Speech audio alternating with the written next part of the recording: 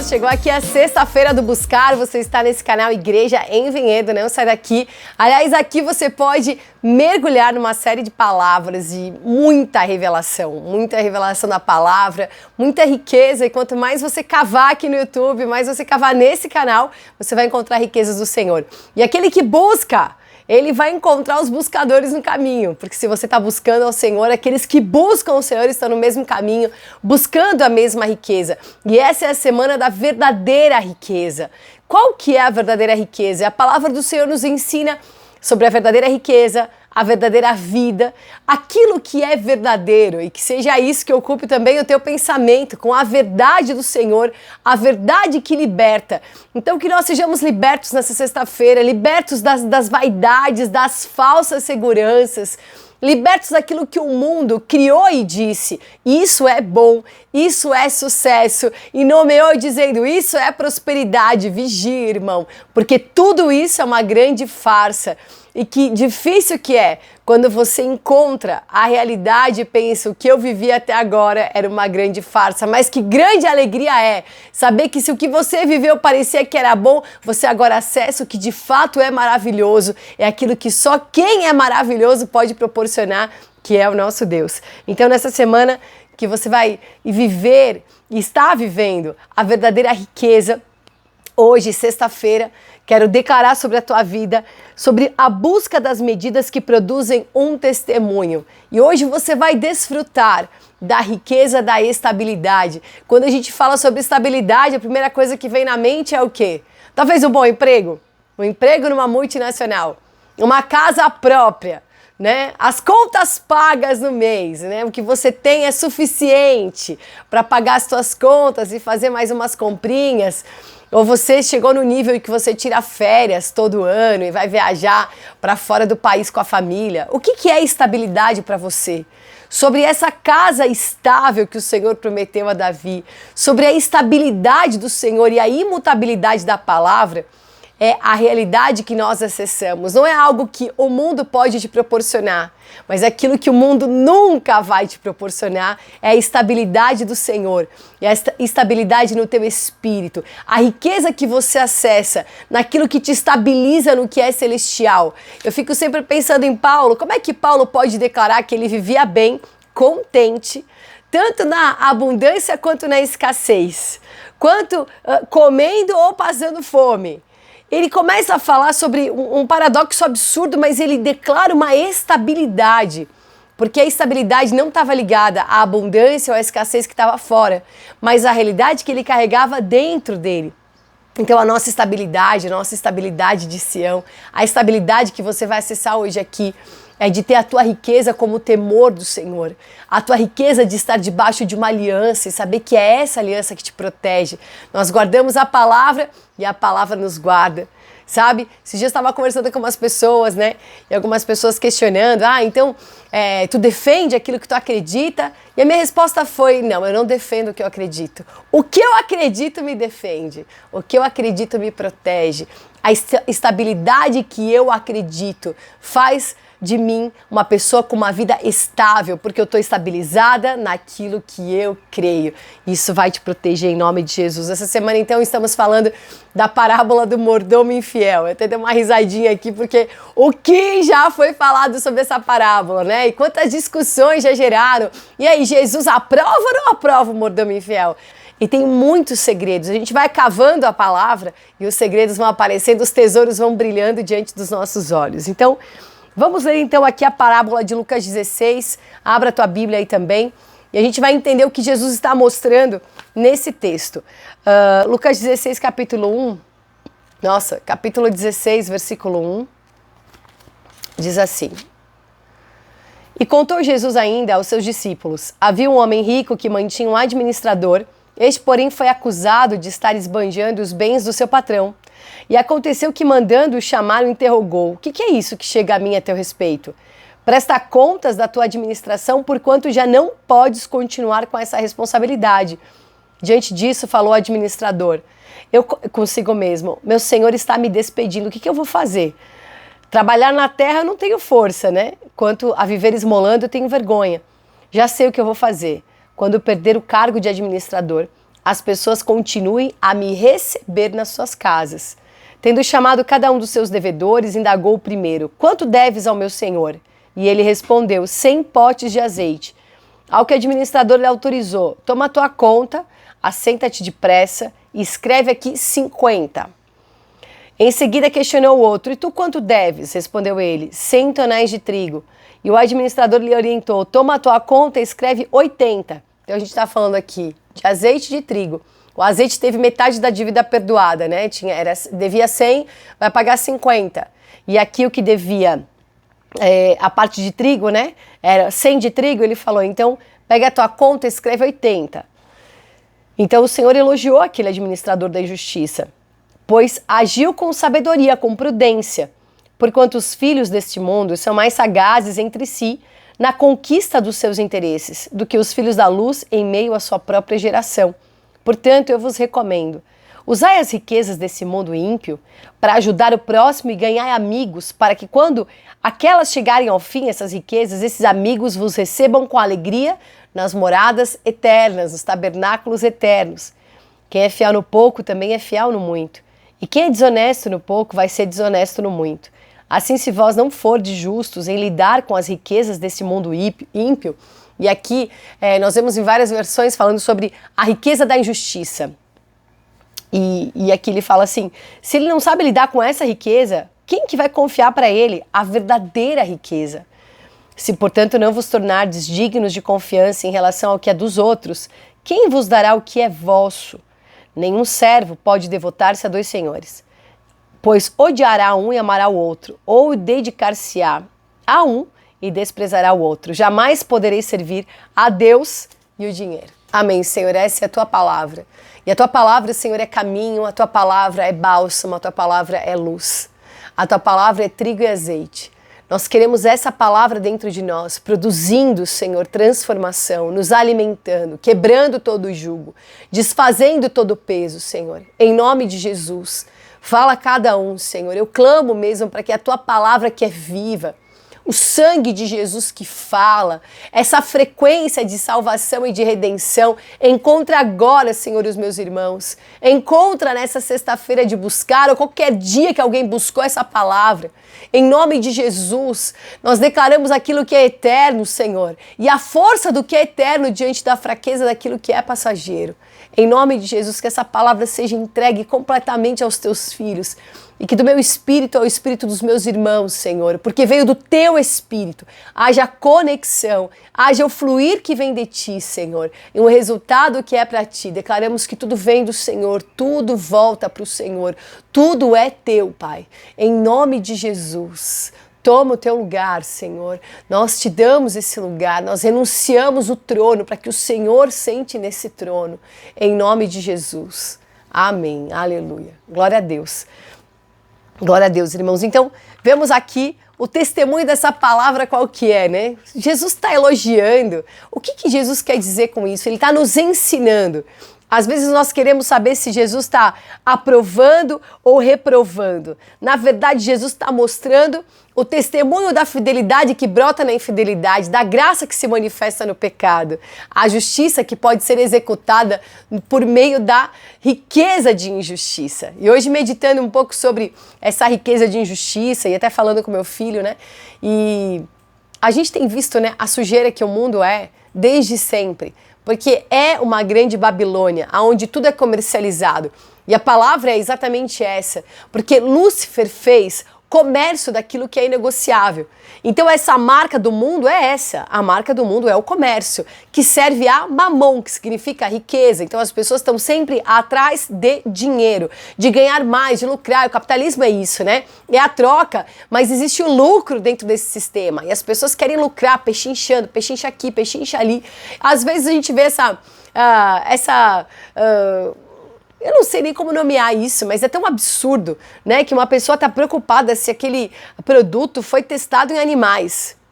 Mas ela não pensa que esse produto está sendo fabricado por uma exploração infantil ou pessoas escravas que são tratadas como animais. E essa é a verdadeira crueldade. Eu não estou tirando o peso de uma e dizendo qual é mais pesado ou menos pesado. Eu estou dizendo, olha a incoerência, essa é a palavra, a incoerência. Irmãos, Quantas vezes e quantas notícias que nós não queremos assistir. Eu lembro que quando eu assisti o filme O Som da Liberdade, a figura daquele ator fala assim, a gente não quer ver esse tipo de notícia. De crianças que são sequestradas, vendidas, comercializadas, ninguém quer ver esse tipo de notícia. A guerra em Israel, quem é que quer ver uma notícia que diz que um bebê foi assado? Quem é que quer ver uma notícia de pessoas queimadas e corpos, milhares, né, um em cima do outro, queimado numa festa ou dentro de casa, famílias mortas abraçadas? Quem é que quer ver uma notícia dessa, irmão? Na moral, ninguém quer ver isso, né? O que tu quer ver? Tu quer ver uma promoção na Shopee para comprar mais coisas e a tua casa tá cheia. Antigamente era Polishop, agora é Shopee, né? Já parou para pensar o mercado escravo envolvido nisso tudo? Já parou para pensar quantas grandes marcas que nós consumimos, acusada de exploração infantil e de trabalho escravo, de pessoas que trabalham 14, 15 horas por dia, são submetidas a torturas, comem pão e tomam água todo dia, trabalham 7 dias por semana. Já pensou? E acusações fortíssimas, né? Inclusive na China, de crianças sequestradas e vendidas. E tem um preço barato por cada criança sendo vendida para o mercado de exploração. Tem misericórdia. Mas você não está preocupado nisso, né? Mas se você olhar e ver, nossa, que barato que tá essa roupa. Nossa, que acessível, que promoção maravilhosa. A promoção que você desfruta em cima de pessoas que são exploradas, desse mercado sujo, para ter um preço competitivo, para poder alargar o quê, irmão? À custa de quem? Isso é uma riqueza injusta. E a riqueza do mundo, porque o mundo jaz maligno, ela é injusta. Como que eu posso viver uma justiça numa riqueza injusta? Na medida do Senhor, numa medida de entrega. E foi isso que aconteceu aqui. É o Senhor mesmo botando e nos mostrando o que nós podemos reverter em cada cenário. Eu quero ler algumas coisas aqui, mas antes eu até estava pensando, né? Eu lembro que tinha uma época, e tu vai lembrar disso também, onde estava muito em alta, né? As empresas que tinham pacto com o diabo. E a empresa X é satanista declarada, né? Tá, não sei o quê. Mas olha quanta incoerência e quanta falta de noção na vida, né? Toda empresa que não serve ao Senhor, que não tem uma consagração definida, ela serve a Mamon. Ela tem um pacto com o diabo, ela tem aliança com a riqueza desse mundo. De quem pertence a riqueza desse mundo? Irmão, presta atenção. O mundo jaz maligno, está tudo fadado mesmo a essa grande destruição, essa grande exploração absurda, só que cada um vai dar conta daquilo que recebeu, de como administrou. E esse é o grande segredo dessa parábola, essa administração, como você administra o que você recebe, porque isso é a economia de Deus. O que eu recebo, o que eu entrego, como é que eu estou administrando aquilo que me foi confiado. E eu estou falando não só da riqueza, porque nós vamos dar conta de cada centavo que entrou na nossa conta também. Mas eu quero falar sobre a contabilidade daquilo que o Senhor te deu, sobre aquilo que Ele te deu como entendimento, como ingrediente, como porção, como dom, e o que você fez com tudo isso. Como que você está administrando as coisas que Ele colocou nas tuas mãos para um propósito enquanto você reside nesse tabernáculo? Então, em nome de Jesus, que a gente possa despertar para essas coisas. O dinheiro, ele é uma bênção, né? É bênção ter recurso, é bênção. Poder comprar coisas é uma bênção. Mas entenda que essa bênção pode ser a bênção do teste na tua vida. Deus te dando riquezas para testar o teu coração, para testar as tuas limitações e para você mesmo ver aonde é que está o teu coração. Porque aonde está o teu coração, ali está o teu tesouro. E a palavra fala sobre a gente não ter tesouros nessa terra, sobre a gente não buscar nada. Levíticos fala, toda a terra ela é do Senhor, né? E ele fala isso, anda nessa terra como um peregrino. Por que tinha o jubileu? Por que tinha, quando tinha os 50 anos e a terra era restituída? Para mostrar mesmo que não era de ninguém. Quem é que manda nisso aqui, irmão? As pessoas brigam por um pedaço de terra. Qual é o problema dos irmãos? A herança. A guerra pela herança. A briga pela herança. Então nós vivemos isso claramente, desde sempre, e muito forte nos dias de hoje, e vai ficar cada vez mais forte, porque a maldade está multiplicando, o amor está se esfriando, e são os sinais da volta de Jesus. Então a minha pergunta é, como você se relaciona com aquilo que você recebeu em toda... com a tua visão bem ampla de tudo que você recebeu? Como é que você se relaciona com aquilo que Deus tem te dado? É para você? É para o teu desfrute? É para a tua vaidade? É para servir o próximo? Para que serve o que Deus te deu? Me responda essa pergunta, responda para você mesmo. O que Ele colocou em você, as coisas que você tem recebido, ela serve o corpo ou o teu próprio corpo? Ela serve o próximo ou ela serve somente a você? Porque isso também vai custar, isso vai ser pesado. Então, o mordomo infiel somos nós. Presta atenção nisso. O mordomo, ser mordomo é um cargo passageiro. E ele recebeu esse cargo numa vida que também é passageira, para administrar recursos que eram passageiros, mas com princípios que fossem eternos. Então você, no teu corpo que é passageiro, numa vida que é passageira, com situações que são perecíveis e passageiras, você precisa se relacionar com princípios que são eternos. Amém? Em nome de Jesus. Então, quando ele viu que ele ia perder o cargo, né? E ali o Senhor falando para ele, olha, é o seguinte, você vai ser destituído do teu cargo pela tua infidelidade. E é o nosso caso, irmãos. A nossa infidelidade com aquilo que a gente recebeu, de querer usar as coisas para nós mesmos, de querer garantias para a gente. E dane-se o outro. Que bom que a guerra em Israel não é no Brasil. Irmão, presta atenção nessa história, porque nós estamos completamente ligados. Tá tudo ligado a uma história. Tá tudo ligado. Mas amém. Que cada vez mais que o amor na terra se esfrie, o teu amor cresça. Que cada vez mais que a maldade se multiplique, ela diminua dentro de você. Cada vez mais a história seja menos você, mais de Cristo. Porque se for mais de Cristo, Cristo tem um corpo, então é mais do todo. E a parte mais importante é essa. Porque se você quer ser um mordomo infiel, o mordomo infiel ele quer a parte dele. Porque se você ler um pouquinho antes ali, em Lucas 15, fala do filho pródigo, né? Ele quis a parte dele. Depois ele voltou porque ele queria ser parte. Ele não queria mais a parte dele acaba. Ser parte é ser eterno. E aqui o mordomo infiel queria a parte dele. Estava preocupado com a parte que era dele e o que era do dono que ele queria para ele também. Até que ele então não quer mais a parte dele, mas ele quer ser parte. Porque o grande segredo é quando ele fala, eu vou aqui renegociar a dívida de cada um para eles me receberem nas suas casas, porque eu vou sair daqui. Eu vou ficar fora, que eu não vou mais ser mordomo aqui, eu não estou mais com esse poder todo, para que eu tenha uma continuidade fora. Mas no fim ele tratou aquelas pessoas com graça, não é verdade?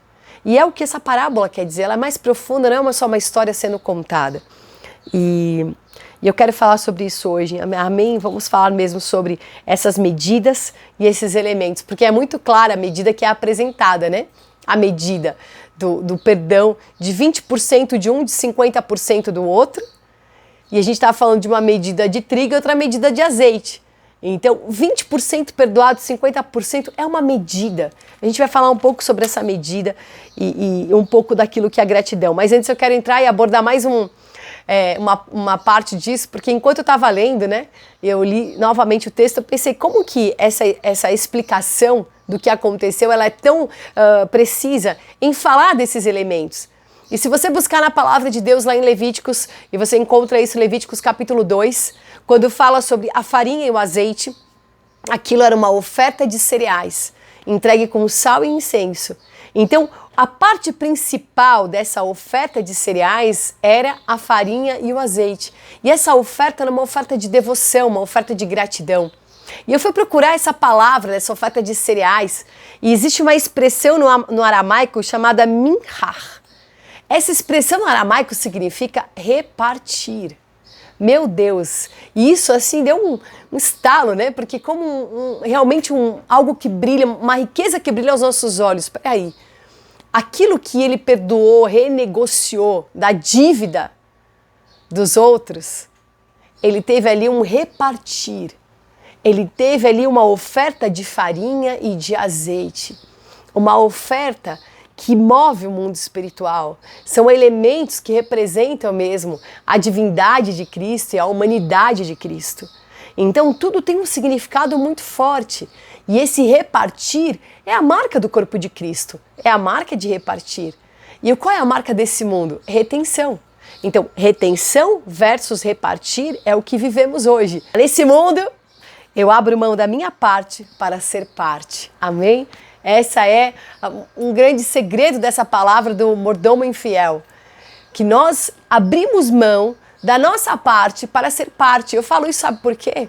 Porque quando ele fez essa negociação, eu creio que ele tirou a parte daquilo que era o seu lucro, daquilo que era a sua comissão. Quando eu abro mão da minha comissão, porque eu não quero mais viver uma omissão, então eu tenho uma emissão de uma frequência diferente. Então eu estou abrindo mão da minha parte, do que seria minha parte ou do que eu julguei que era a minha parte. Quando você abre mão da tua parte, você se torna parte do todo, de um desfrute completo. Amém? E aqui ele fala que você tem amigos por meio das riquezas injustas. E o que isso significa? Que você estabelece alianças acima daquilo que é corruptível e através do que é corruptível. Porque você pode pegar o recurso que é resultado, sim, desse mundo injusto, as riquezas de injustiça, porque é um desequilíbrio absurdo que nós vivemos, de quem tem mais, de quem tem... Enfim, o dinheiro é corrompido, sujo e contaminado. Por mais que você queira, ele é sujo e contaminado. Se não houver uma consagração, você é simplesmente parte daquilo. Como eu falei do comércio, né? Falei no início, as pessoas se contaminam. E elas estão preocupadas se foi aplicado em animal, se aconteceu isso, se aconteceu. Elas querem, de alguma forma, viver uma vida orgânica, né? Oh, Senhor, meu Deus. Tudo às custas de uma exploração, de algo que ela também não quer se envolver, não tem nada a ver com isso, não é um problema meu. Amém. Glória a Deus. Mas que você estabeleça, então, a verdadeira riqueza acima dos falsos tesouros, que o recurso que entra na tua mão, ele tem uma consagração para propósitos celestiais. Que o teu recurso seja para comprar crianças que foram vendidas para exploração e que você tenha o recurso para resgatar. Como nós podemos transformar o que é tão injusto e manifestar a justiça nisso. A justiça na nossa medida, né, humana, mas de um amor que é sincero, de um resgate que é verdadeiro. Quantas pessoas estão nas mãos de Satanás, precisam do teu resgate, do teu tempo, da tua palavra, do teu amor, do teu olhar, do teu abraço, do recurso que tá na tua mão de alguma forma. Mas glória a Deus. Vamos falar aqui em primeiro lugar desse azeite, dessa luz, lembrando que o azeite é a marca do Espírito, é a marca de um derramar e a marca de um fluir. Então o azeite como luz vai fazer você enxergar diferente. 50% de perdão. Ele falou ali que nós lemos em Lucas 6. Então se você devia 100, vai dever 50 no que diz respeito ao azeite que é a tua dívida. Esse azeite, essa marca dos 50, nós vemos lá em Mateus 25. Aquelas mulheres, aquelas virgens, quantas virgens eram? 10. Quantas tinham azeite? Todas, porque as outras também foram comprar, mas quem entrou? 5. 5 entraram numa casa eterna, acessaram uma porta com um noivo. 5, 50%, a metade, as que tinham azeite. Então o azeite, ele é uma chave, o azeite, ele é um acesso, o azeite é o derramar, porque o azeite é o resultado daquilo que foi exprimido, da tua vontade que foi reduzida, do que você abriu mão, do que você sofreu pressão para viver o que o Senhor deseja. Então, o azeite também, ele é uma marca, eu quero ler aqui 1 João. 1 João 2, 27, diz assim: quanto a vós outros, a unção que dele recebestes permanece em vós e não tendes necessidade de que alguém mais vos ensine sobre isso. No entanto, a unção que dele procede, ela é verdadeira, não constituída sobre mentira, e vos ensina sobre tudo o que precisais saber. Permanecei, pois, nele, assim como ele vos ensinou. Então a unção, ela te ensina. Isso é a unção do Senhor que vai te ensinar todas as coisas. O azeite na tua cabeça, ele tira as confusões como aquele azeite colocado na cabeça das ovelhas, para que as moscas não viessem. O azeite que é luz no teu caminho, que te traz entendimento. O azeite que é resultado daquilo que foi esmagado, que foi triturado, que foi pressionado e que resistiu. Então você tem esse azeite e a tua lamparina está acesa. Quem tem a lamparina acesa consegue enxergar uma nova possibilidade, você vai enxergar um caminho novo, você vai enxergar aquela porta, você vai enxergar o noivo e você vai estar preparado para esse encontro em nome de Jesus. O azeite também é uma marca de que eu entendi diferente a posição que o Senhor me deu. Quantas posições, né? O Senhor coloca os seus filhos, seus servos em posições mesmo, né? De autoridade, né? Para interferir. E a pessoa se perde na posição, né? Em vez de entender o propósito, ela se perde na vaidade da posição. E nós vemos lá em Esther, vou ler aqui também, Esther, no capítulo 5, a palavra de Deus fala no versículo 2, olha só, diz assim, isso porque antes Mordecai deu um toque em Esther, né? Ele falou, tá acontecendo um cenário assim, assim, Deus te colocou aí nessa posição como rainha para você ser uma voz. Se você se omitir, Deus não vai deixar de falar porque ele vai usar alguém, mas não pensa que você vai se livrar por ser rainha. Trazendo o mesmo entendimento de que aquele cargo e aquela posição estavam conectados a um propósito. Então, se ele não servir a um propósito, não tem mais motivo para existir, razão de existir. E aqui fala assim, né, que passaram-se os 3 dias, Esther se vestiu com seus trajes de rainha e foi se apresentar diante do rei.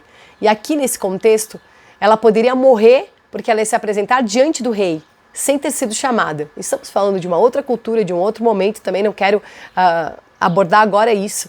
Mas lembrando que isso era contra a vida dela, podia ser algo contra.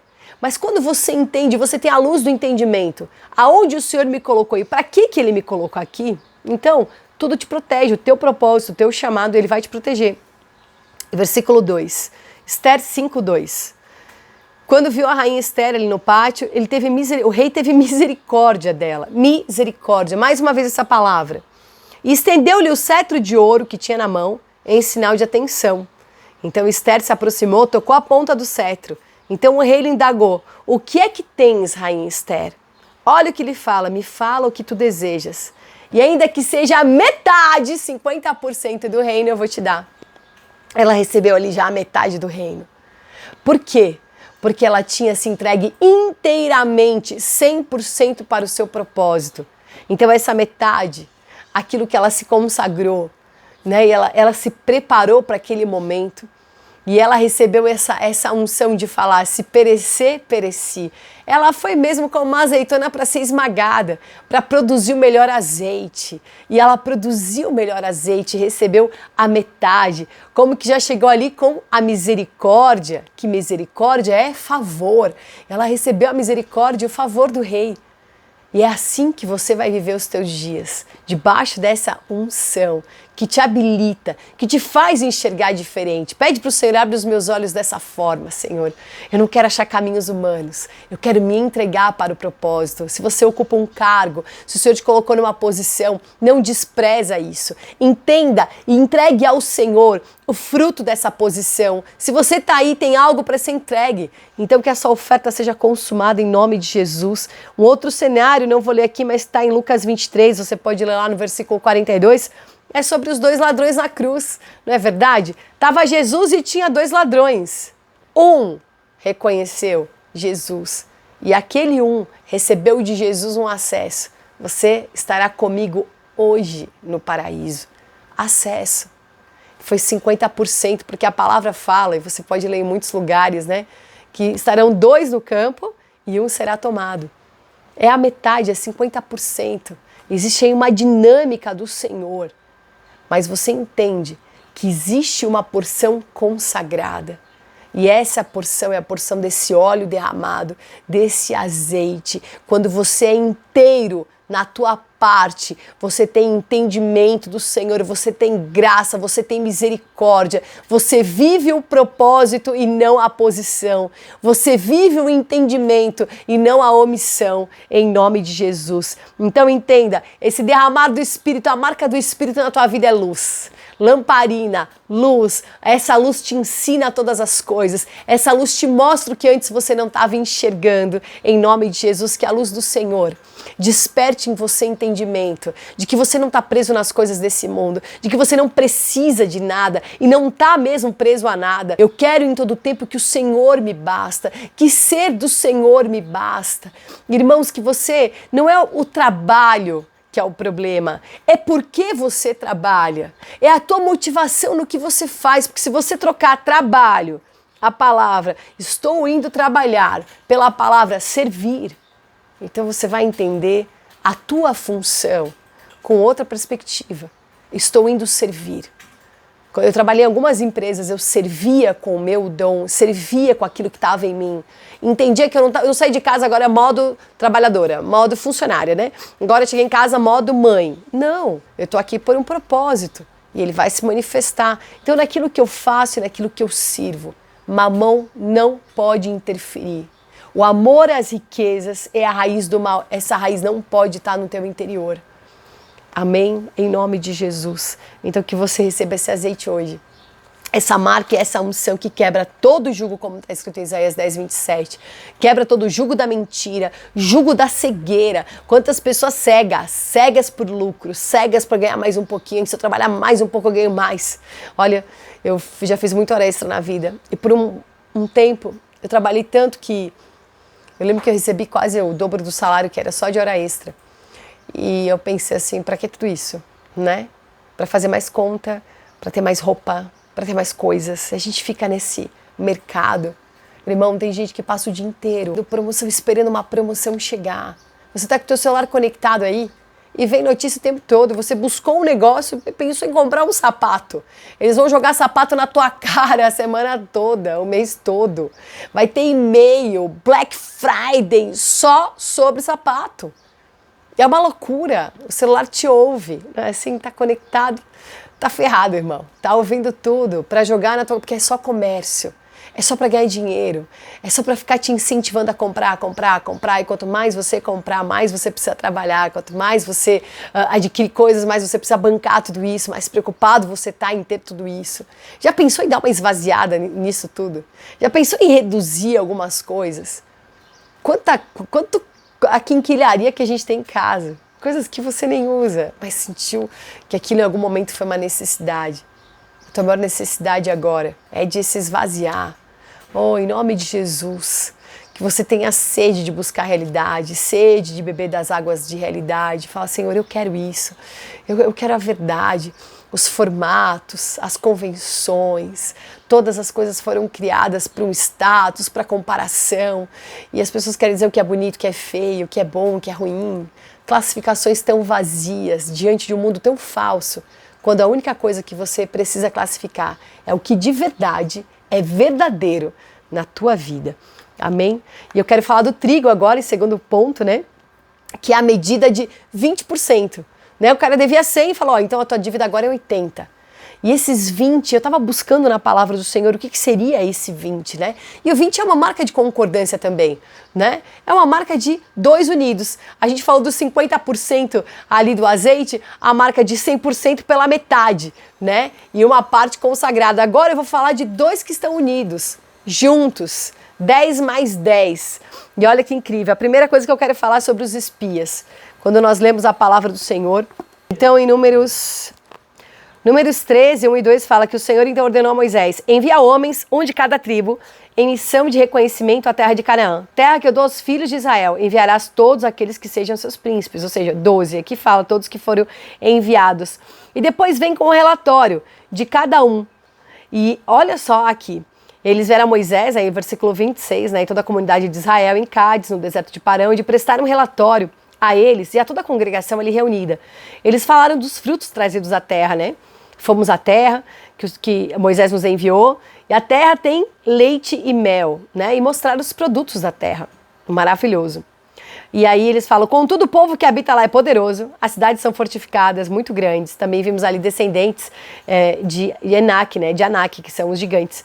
Ele fala, os amalequitas vivem em Negueb, os hititas, os jebuseus, os amorreus habitam na região montanhosa, e os cananeus vivem perto do mar, junto ao Jordão. Então Caleb fez calar o povo reunido diante de Moisés e falou assim, subamos! E aqui nessa versão fala, herdemo-la. Vamos herdar essa terra. Isso é verdadeira riqueza. Quando você entende que tem uma promessa e que nada vai impedir essa realidade. E ele fala assim, em verdade temos a capacidade de conquistar essa terra.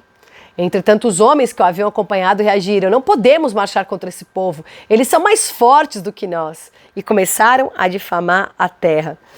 Mas a verdade é que tanto Josué quanto Caleb tiveram a postura de acreditar. Então, dois homens concordaram que era possível entrar. E de todo o povo e de todo o povo que saiu do Egito, os dois entraram na terra. Os dois tiveram fé para entrar. Então, essa marca de 2 é a fé daquilo que eu me alimento. Sabe por quê? Porque no versículo, em Números 14, Caleb, perdão, fala assim, ó, nós vamos subir contra eles como pão podemos devorar. Eu vou ler, né, irmão? Vamos ler, que isso aqui é maravilhoso. A palavra de Deus dentre aqueles que esperam a terra, Josué, filho de Nun, e Caleb, rasgaram imediatamente suas vestes e exclamaram perante toda a comunidade ali reunida: a terra que em missão fomos averiguar é muito boa, é um lugar excelente. E o Senhor nos é propício.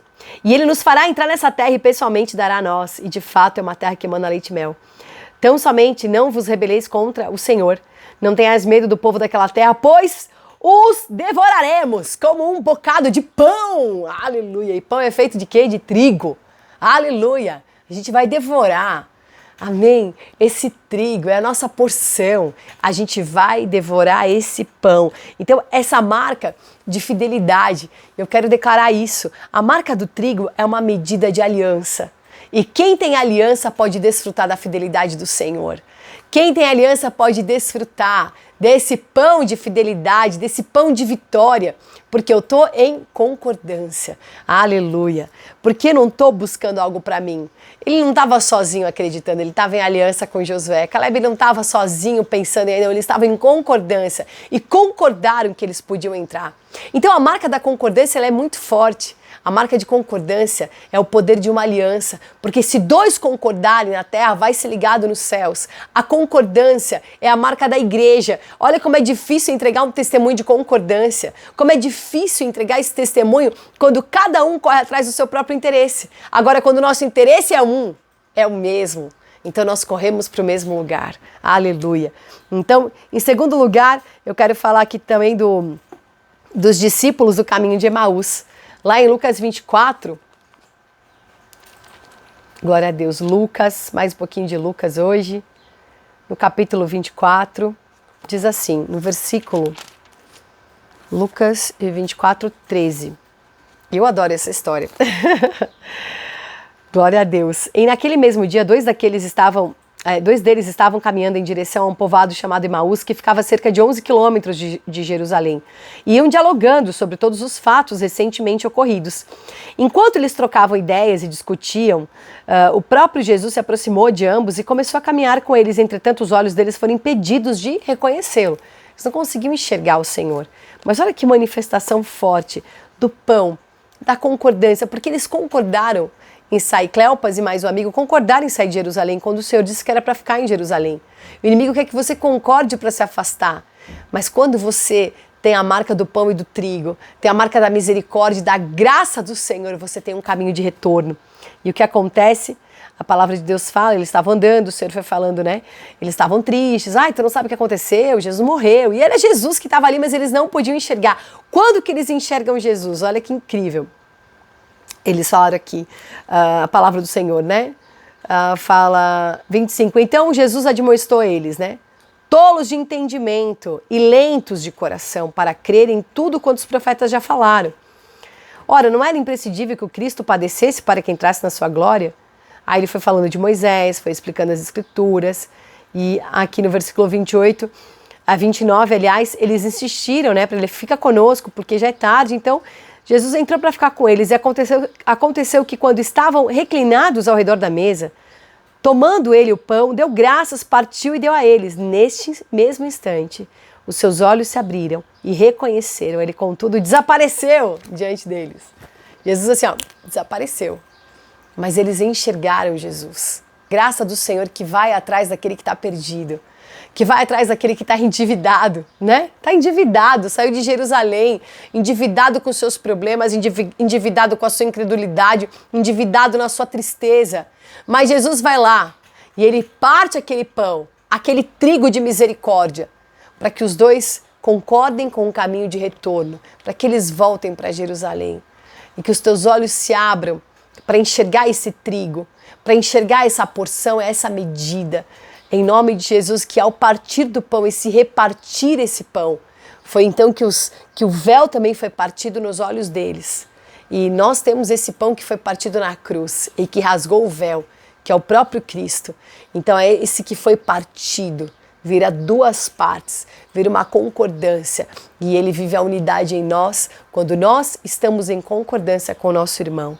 Uma terceira marca de concordância, não coloquei aqui na ordem cronológica, mas é também a marca de Ruth e de Noemi, também a marca de Jonatas e do seu fiel escudeiro. Porque o que vemos aqui? Jonatas e o seu fiel escudeiro... Não, vamos começar em Ruth, né? Vamos cronologicamente agora aqui acertar os pontos. Ruth, capítulo 1, versículo 18. Depois que Ruth ficou viúva, a Orfa ficou viúva e também não quis mais ficar com Noemi. Noemi já estava viúva, o cenário era completamente de miséria e escassez. O que acontece? Noemi resolve ir para Belém. Orfa até vai junto uma parte, mas depois se despede com um beijo, né? Mas Noemi resolve ir até o fim. Beth-Lehem, Aleph Beit, né? Beit-Lehem, porque Beit é casa, Lehem é pão, então é a casa do pão. Elas estão indo para o lugar chamado Casa do Pão. Quem que nasce na Casa do Pão? Pão da vida, né? Jesus nasceu em Belém. Então, elas estão indo para um lugar de suprimento, em aliança e concordância.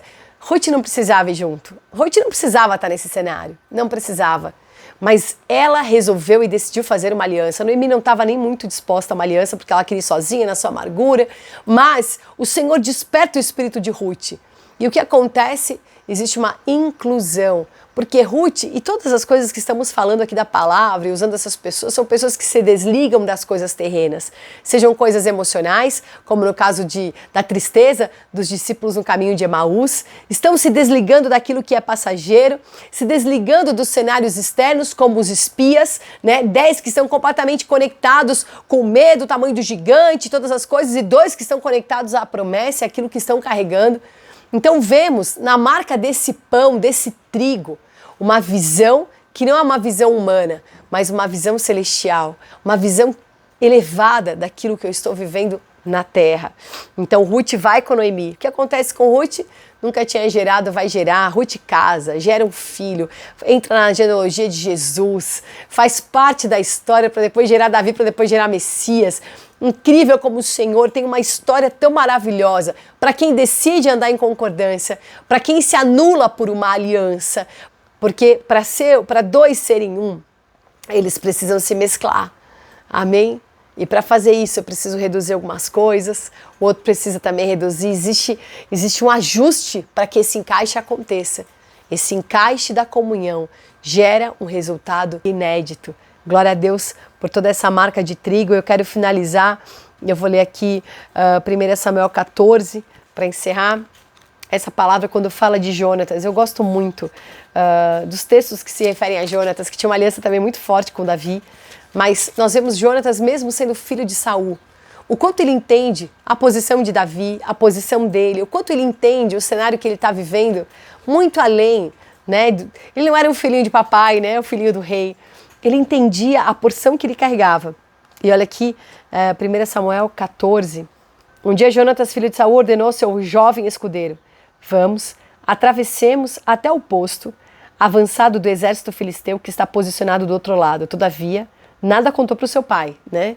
Porque o espírito que havia em Jonatas estava conectado a Davi, mas não tinha conexão com Saul. Saul estava sentado, enfim, numa romanceira, nos limites de Beá. Mas eu quero ler a parte quando ele sobe, né? Então, desse ladeiro que Jonatas procurava atravessar para atingir o campo filisteu, existia um penhasco íngreme, de um lado e outro pico, grande, né?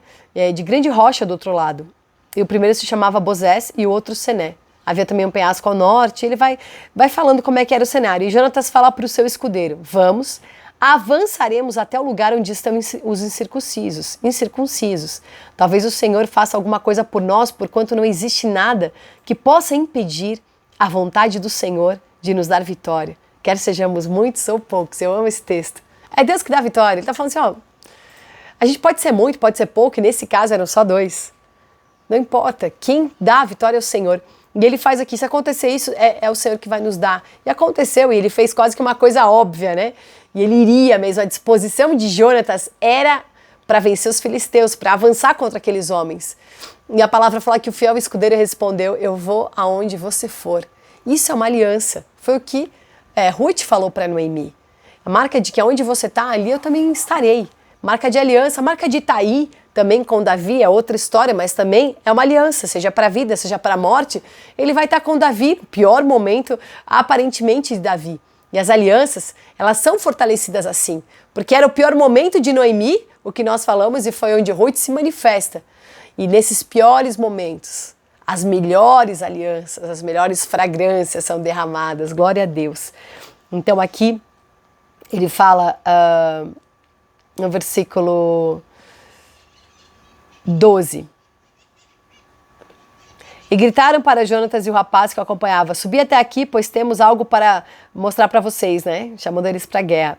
E Jonatas levantou e falou assim: vai atrás de mim, porque o Senhor já entregou ele nas nossas mãos. Em seguida, Jonatas escalou o desfiladeiro, engatinhando, e o moço veio atrás. Jonatas ia atacando e derrubando os filisteus, e seu escudeiro os ia matando. Naquele primeiro, ele ia derrubando e o outro ia matando. Marca de aliança, continuidade. Naquele primeiro ataque, Jonatas e seu fiel escudeiro mataram cerca de 20 homens, em uma área correspondente à metade do terreno arado por uma junta de bois em um dia, ou seja, cerca de 90 metros quadrados. Em 90 metros quadrados ele matou 20 homens, mais um 20 aí, a marca da concordância dos dois. E 20, por causa de concordância, 2, eles mataram 10 vezes a quantidade que eles eram. Isso é o poder da concordância e da aliança. É esse pão que você tem que se alimentar. É o pão da tua vitória. É o pão de olhar um cenário externo e eu vou devorar tudo isso, eu vou me alimentar da promessa que o Senhor me deu. Eu tenho esse pão de vitória para comer. Eu tenho esse pão que me faz enxergar o Senhor e eu saio das minhas tristezas e entendo que é uma continuidade em Cristo, que existe uma palavra que está se cumprindo, que eu não estou sozinha vivendo um cenário caótico, olha só a minha vida. Não, existe algo muito mais elevado, muito superior, muito maior acontecendo e eu faço parte disso. Então eu preciso entender que debaixo dessa realidade eu não vou ficar sem alimento frustrada, porque eu estou saindo desse lugar de miséria, eu não tenho mais uma origem de miséria, eu vou dar origem a uma descendência real, que é Ruth, que chega na casa do pão. Então eu vou me alimentar de promessa, eu vou me alimentar de realidade, eu vou me alimentar daquilo que é profético, eu vou me alimentar de uma vida real no Senhor, em nome de Jesus. E glória a Deus, que você possa entender essa palavra, entendendo que o ser mordomo é passageiro, mas os princípios com que você se relaciona com aquilo que foi entregue nas suas mãos precisam ser princípios eternos, reais. A realidade vai determinar todas as coisas, em nome de Jesus. O que nós vemos nessas pessoas? Vemos aí a porção e a medida do trigo e do azeite. Nós temos essa porção da nossa gratidão ao Senhor. Nós temos a medida de uma oferta entregue ao Senhor, como eu falei, a expressão em aramaico minhar, que é repartir. Irmão, eu quero finalizar essa palavra dizendo uma coisa: reparta o que você tem. Como diz em Eclesiastes, reparte com 7 até com 8. Amém? 80% aí. Reparte o que vem às tuas mãos, reparte o teu recurso, reparte a tua casa, reparte. A palavra do Senhor fala que se você tiver 2 túnicas, dá outra para quem não tem. Agora as pessoas querem guardar 2 túnicas porque quando a dela rasgar, ficar velha, mas ela tem outra para substituir. Misericórdia, enche de traça, quando ela vai usar, saiu de moda, não dá mais, tá furada, tá suja, tá manchada. Quantas coisas que você, olha, desatola esse teu guarda-roupa para suprir alguém, para suprir um ministério, para suprir um propósito, uma missão, em nome de Jesus, que você seja despertado para a consagração de tudo que está nas tuas mãos, em nome de Jesus. Eu creio nessa realidade. Repartir é a marca do trigo e do azeite. Repartir. Nós temos esse pão e com trigo e com azeite você faz um bolo, faz um pão, que foi aquilo que aquela mulher, aquela viúva pobre, entregou nas mãos de Elias. Era tudo que ela tinha, ela ia comer e morrer. Esse era o plano perfeito que ela tinha para aquele dia. Mas aquela farinha multiplicou, aquele azeite multiplicou.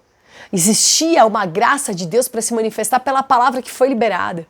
E aquele mordomo, voltando para o texto de Lucas 16, o mordomo infiel, ele buscou aquilo que era depois do que é passageiro, o que é eterno. Então ele estava preocupado na casa. E a palavra fala, né, que ele iria ser recebido nos tabernáculos eternos. Porque quando você entende que aquilo que você está administrando não é para você, não é para o teu conforto, que isso é muito passageiro. É para você abrir caminho para alguém. É para você aliviar a carga de alguém. Existe algum propósito em tudo que está sendo liberado. E as pessoas pegam, ignoram o propósito de tudo e amontoam os seus bens, as suas riquezas. E elas estão entulhadas daquilo que elas não podem desfrutar. Mas que você entenda que o desfrute, ele é verdadeiro quando você vive o que o Senhor te chama para viver. Em nome de Jesus, desperta hoje por essa palavra, desperta para uma entrega. Já vou aproveitar e emendar que a chave Pix está aqui. Você pode ter um QR Code na tela, você pode fazer a leitura e entender que quando nós temos a marca de repartir, isso é a nossa oferta de cereais, nós queremos incluir o sacerdote nisso.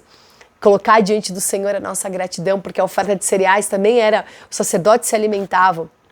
Torna aqueles que ministram a palavra de Deus na tua vida participantes de cada uma das tuas vitórias. Nós recebemos tantas palavras. Reconheça o altar que te alimenta, entregando mesmo essa oferta, suprindo, para que esse canal continue, para que mais pessoas preguem aqui, mais vozes sejam habilitadas nessa realidade. Abençoe as pessoas que passam no teu caminho, semeia na vida de alguém. Traga alívio para alguém, seja a resposta em nome de Jesus, que você seja uma resposta de oração. É tão bom ser uma resposta de alguém. Quantas vezes eu pude ser resposta e quantas vezes alguém respondeu para mim, como ele é maravilhoso. Então que você entregue a tua oferta, que você não esteja preocupado em dizer, olha, eu entreguei tanto, o Senhor me deu isso, eu fiz a minha consagração e Deus fez aquilo. Não existe troca e nem lucro na tua troca, existe entrega. E a certeza de que a nossa recompensa, do que nós entregamos em secreto, também será colocada dentro de nós, depositada em secreto. Porque essa doutrina do mundo te deixa assim, né, completamente bitolado nas coisas, e você acaba querendo raciocinar as coisas eternas de uma perspectiva passageira. Não faça isso, nem negocie essas coisas. Que você se alegre pelo inegociável, que você viva por aquilo que dinheiro não pode comprar. Em nome de Jesus. Amém? Quero finalizar lendo bem o finalzinho dessa parábola, né? Que a gente iniciou a palavra aqui, que está lá em Lucas 16. No versículo 11 diz assim: assim, se vós não fordes justos em lidar com as riquezas desse mundo ímpio, quem vai te confiar, né? Quem vos confiará a verdadeira riqueza? Se, portanto, não vos tornardes dignos de confiança em relação ao que é dos outros, quem que vai te dar o que é teu? E ele fala que não dá para servir a Deus e as riquezas. Irmão, se a gente não consegue ser fiel, andar de alguma forma na justiça do Senhor, naquilo que nos é dado aqui na terra, se eu não consigo administrar, como é que eu vou administrar o que é eterno se no passageiro eu estou me perdendo? É isso que ele está dizendo. Se naquilo que é passageiro, que não tem tanto valor, você se perde, como é que você vai ter o que é teu e o que tem um valor absurdo que é eterno? O Senhor está falando de coisas eternas. Como é que eu vou te confiar coisas se você se perde nesse mundo? Como é que eu vou te confiar o verdadeiro tesouro se naquilo que é falso você já se corrompeu? Está corrompido, teus olhos estão brilhando por uma possibilidade de um carro melhor, uma situação melhor. Se corrompeu. Quantas vezes nós falamos como queremos que os nossos filhos se relacionem com Jesus, eles amem a palavra, amem ao Senhor, mas nós criamos os nossos filhos não para ter relação com a palavra de Deus, orando, buscando, não, a gente cria eles para quê? Para eles estudarem, falarem vários idiomas, fazerem faculdade, terem um cargo de honra. Quem aqui não quer que o filho tenha conforto? Quem aqui não quer que o filho seja reconhecido no cargo XYZ, seja um grande homem de Deus também, né, lá, receba títulos na terra? As pessoas querem isso, ficam felizes que o filho teve aquele reconhecimento. Só que o evangelho não é sobre isso. Eu estava falando isso para o meu filho Davi, né? Quando eu voltei da conferência, eu falei, Davi, o grande lance é que nós, como pais, nós queremos que os nossos filhos amem a Deus, mas a gente não ensina eles a amarem a Deus. A gente fala contra o sistema, mas a gente valida o sistema. A gente fala das coisas, mas faz outras coisas. E o evangelho é sobre o quê? E ele falou sobre nada disso. Eu falei, exatamente. Nada disso. Irmão, assim, é que teu filho fale muitos idiomas, para que ele possa falar a muitas pessoas as grandezas do Senhor. Que o teu filho tenha um cargo maravilhoso, para que ele seja uma referência de alguém que serve a Deus e teme ao Senhor. Mas não esquece de ensinar que o evangelho é sobre perseguição, é sobre valores espirituais e é sobre o invisível. Então vou falar que o reino de Deus está aqui, não está aqui. Ninguém está enxergando, mas ele está dentro de você. Amém? É sobre o invisível, é sobre se relacionar com as coisas reais. Realidade. E se teu filho não falar mais de um idioma, se teu filho não chegar num cargo, nem nisso, naquilo, que ele ame ao Senhor. Porque antes de qualquer coisa, antes de ser qualquer cargo, antes de se formar em qualquer faculdade, antes de qualquer coisa, antes de sair da tua barriga, da barriga da mãe, ele é um espírito. Amém? É dessa forma que ele tem que ser tratado, como espírito. Em nome de Jesus. Então, que você possa viver Isaías 33, 6. Falei que eu ia encerrar com aquele versículo, mas vamos encerrar com Isaías. Então, Isaías 33, 6 diz assim: haverá, pois, segurança e estabilidade em tuas eras, nos teus tempos, abundância de salvação, sabedoria e conhecimento, e o amor reverente, ou seja, o temor ao Senhor vai ser o teu maior tesouro. Eu gosto muito dessa versão da King James, porque fala que o temor é um amor reverente. E é isso, porque às vezes temor causa medo, né? Um amor reverente, ele não tem medo, ele tem respeito. Um amor reverente ao Senhor, esse vai ser o teu tesouro. Quando eu tenho um amor reverente, eu não consigo amar as riquezas porque eu não posso servir a dois senhores. Quando eu descobri a verdadeira riqueza, eu não consigo mais me relacionar com a falsa. É sobre isso, irmão. Então eu quero profetizar estabilidade na tua vida. Essa estabilidade na fé de quem tem um firme fundamento. Quero profetizar abundância de salvação nos teus dias, porque essa é a realidade. Aleluia, fomos resgatados. Quem tem dívida somos nós. E aquele que vem e perdoa as nossas dívidas e pela graça nos resgata. A sabedoria, o conhecimento e esse amor reverente ao Senhor seja a marca dos teus dias, em nome de Jesus. Que você receba essa palavra no teu espírito, Senhor, que essa palavra seja uma marca, uma tatuagem, um carimbo, um selo, Senhor. Um selo, Senhor, dessa realidade, ensinando os teus filhos nessa jornada, nessa trajetória passageira, uma caminhada que é real. Oh, Senhor, com valores e princípios que são eternos, em nome de Jesus. Como falamos de realidade e de eternidade, é sobre isso. Senhor, nós queremos essa prioridade na nossa vida. Em nome de Jesus, levanta os teus filhos para ocuparem cargos pelo propósito e não se perderem nos cargos. Em nome de Jesus, levanta os teus filhos, Senhor, para que em tudo que eles receberem, Senhor, seja, Senhor, consagrado a Ti, tenha uma marca de consagração, tenha um caminho de consagração. Em nome de Jesus. Amém. Glória a Deus. Que o Senhor te abençoe. Ontem eu estava ouvindo um treinamento e eu vi uma palavra que é assim: cada dia que a gente vive, se não for consagrado ao Senhor, é um dia perdido. A consagração é a grande marca da nossa vitória. Não tenha nada para você mesmo. O que nós fazemos diz respeito ao próximo, a alguém, a uma semeadura, a um derramar, a um ofertar.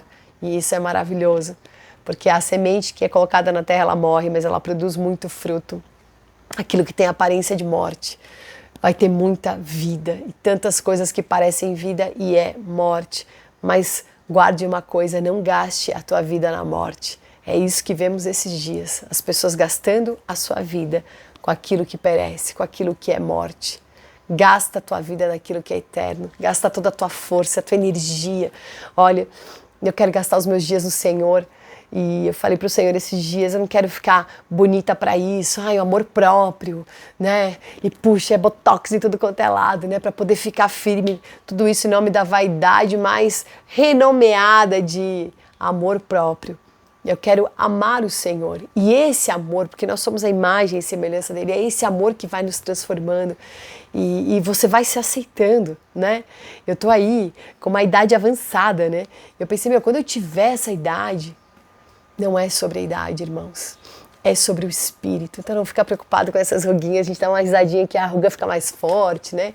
A boca já não é mais retinha, já a gente já fala tudo torto, já é tudo diferente. Mas daqui 20 anos, 30 anos, Isso não importa, porque o vaso vai perecer, mas o espírito, o tesouro, isso é imutável e é eterno. Então continua manifestando com a boca torta, com a boca reta, com o cabelo desse jeito, bagunçado, pintado, cortado, não importa, não importa. Que sem vaidade você possa servir o Senhor e entender que a tua vida ela é um altar, no altar tem fogo, no altar tem oferta, no altar tem incenso, é o fogo que sobe. E em nome de Jesus, quando o altar está preparado, ele atrai esse fogo. E esse fogo é a presença do Senhor e é só isso que importa.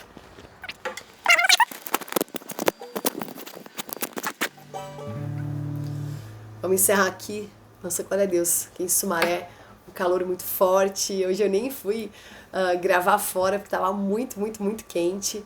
Mas eu tô aqui em casa, no meu cenáculo, declarando a palavra do Senhor. Vamos lá, aqui.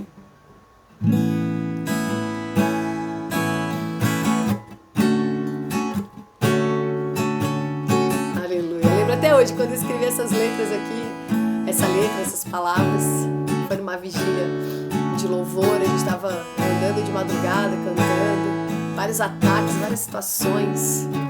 Ai, como é bom ser um altar, queima tudo, Senhor. Que não fique nada, oferta de holocausto, não deixa sobrar nada. A minha vida é o altar.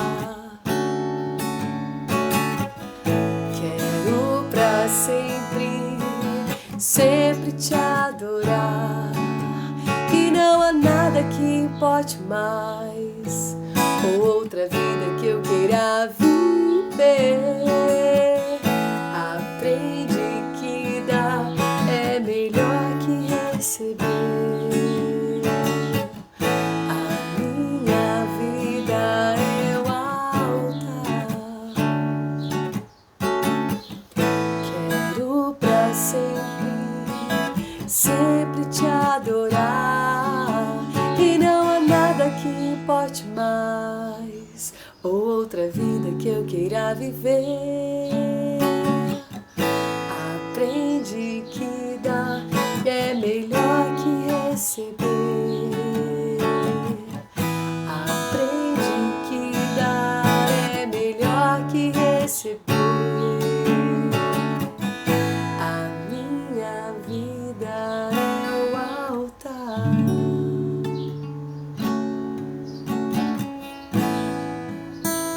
Deixa queimar. Aleluia. Amanhã, então, estarei aí firme e forte. Temos a rádio, 8 horas da manhã. Tem palavra, tem louvor, tem Raul Paulinho. Às vezes tem Benjamin, que aparece na programação. E glória a Deus, né? Quanto mais orgânico, melhor. E essa é a vida em casa. E glória a Deus, que os meus filhos são participantes do altar. E você tem uma referência que eles vão ter para o resto da vida e sempre terão, é que a mãe deles pregou a palavra todos os dias e que sempre foi isso que ardeu meu coração, essa sempre foi e sempre será a grande paixão da minha vida. Valeu demais! Adom Yeshua!